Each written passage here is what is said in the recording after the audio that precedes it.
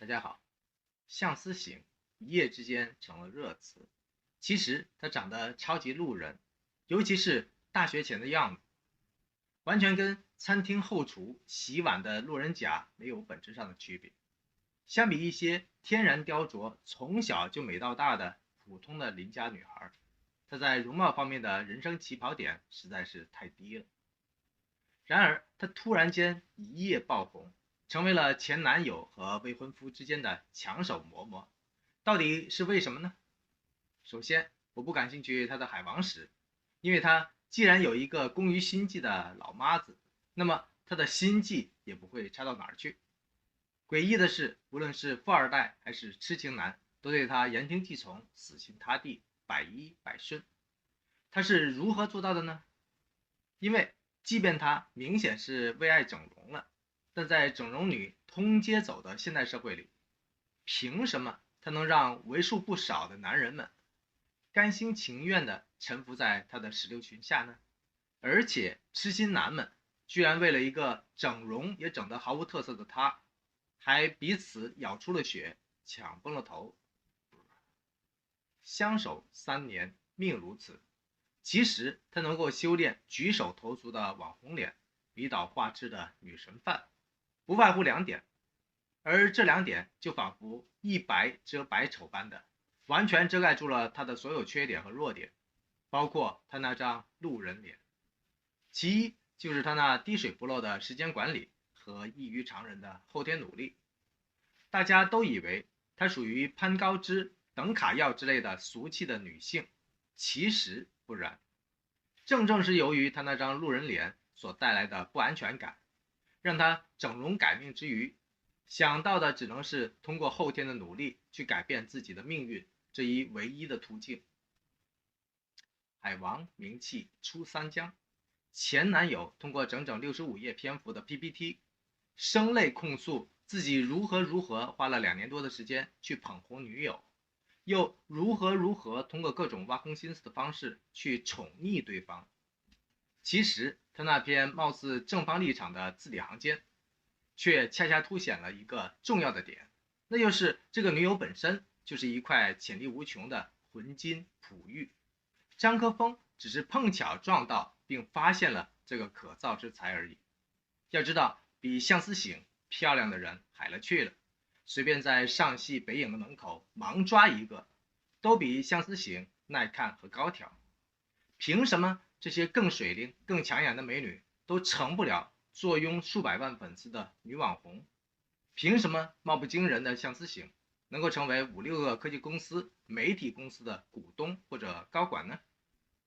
这一切都只是证明了一点，那就是一个人即便颜值再一般，只要你的能力和努力不一般的话，你都可以借东风扶摇直上，顺水流一去千里。因此，很不幸的，很多靠着天生丽质躺赚人生的美人胚子，其实都不懂得发现和开发自己容貌以外的更多优势和强项，就是因为严重缺少了相思醒那种容貌缺陷背后的危机感。情怀逝水，看不透。这种容貌缺陷所造成的危机感，还有另外一个超赞超典型的例子，那就是面带凶相行销鼓励的邓文迪。请注意，他的本名叫做邓文革，是一个戾气更重的名字。改名即改运，他做到了。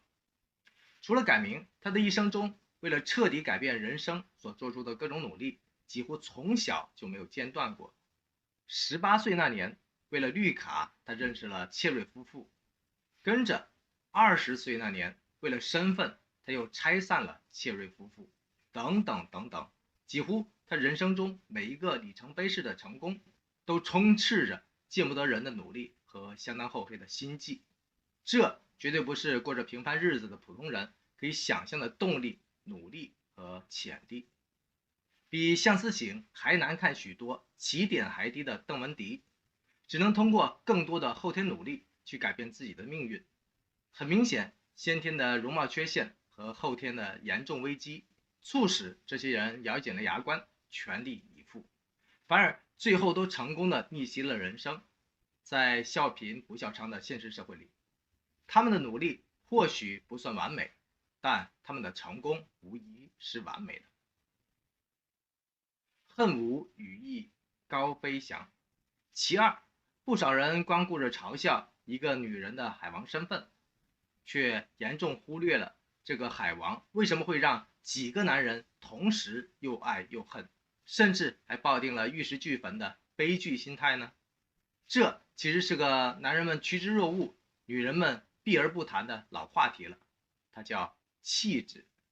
跟与生俱来的气场不同的是，气质是个完全后天养成的东西。有兴趣的朋友可以在视频的最后观摩一下相思醒的举手投足，看一看有没有感觉到一种努力培养纯属刻意的气质呢？气质这东西很有灵性，一个即便相貌平平甚至说丑陋的女生，如果拥有了部分的气质，这样能够生擒风流倜傥的高富帅，狠狠抓住天生浮躁的浪子心。如果有兴趣探讨的朋友，可以在留言区中留下您宝贵的意见或者反馈，我可以另外开篇，一块儿深入探讨气质这种足以改变命运、很套路、很实用的人生利器。相守3年，命如此。海王名气出三江，情怀逝水看不透，恨无羽翼高飞翔。人生很短也很长，我们可以选择简单平庸的活着，这是一种被动的心态，也就是一辈子都会被生活牵着走，或许一辈子都见不到水花。我们也可以选择充满危机感的生活方式，这是一种主动的心态，结果或许无法想象，但大风大浪之中，惊喜和惊吓总会让生命充满了色彩。就像相思醒这个所谓的女海王，她制造了上一波的惊喜，也接受着下一波的惊吓。如果是您，在主动心态和被动心态之间，又会做何种选择呢？